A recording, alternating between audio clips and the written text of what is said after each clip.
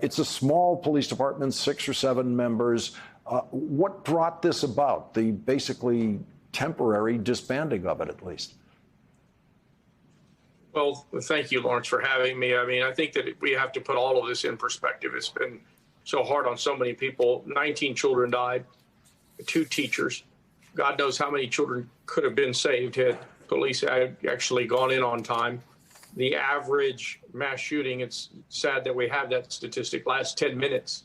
This one lasted 77 minutes, where 390 plus police officers stood around, including officers like Ms. Elizondo, who was then with the Department of Public Safety. It's taken parents and some investigative reporting to finally get something done. And yet this governor still has failed to do anything for these people that is of merit and of value.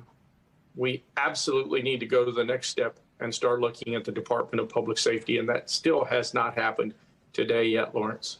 The Department of Public Safety, which is a state police force under the control of the governor, was the largest police force that was present that day. And all of the heat, all of the pressure has been on this tiny 6-7 person police force that was assigned to the schools. Why has there been no momentum toward discovering what the state police were doing? We've had one district attorney, a Republican district attorney, who has said that there's a criminal investigation and therefore she cannot release the data, Lawrence. As of 10 days ago, she met with the parents and said, I can't indict anybody. I'm not going to indict anybody, but I'm not going to release anything until after November. Ironically, we have an election on November 8th, as you know. It's astounding to me that we can't get to the real information so that we can give these families some sense of closure, so that we as policymakers can get something done.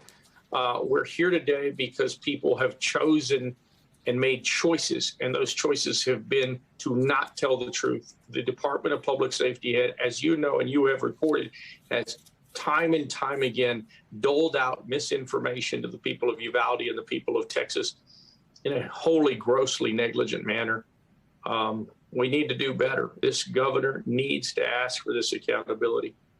And what does it say to the people outside of Uvalde in their public school systems all over the state of Texas that there hasn't been a state level accountability here?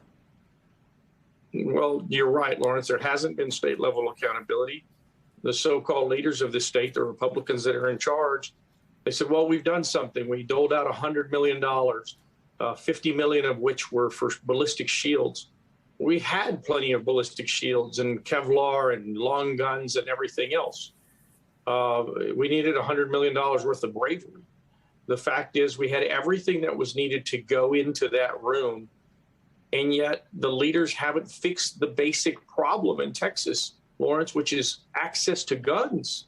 The common denominator here is young men having access to militarized weaponry. And this governor, because he's so lost in his own ambition, refuses to attack the basic thing. So it says to the public, I guess, that Abbott just doesn't care about us.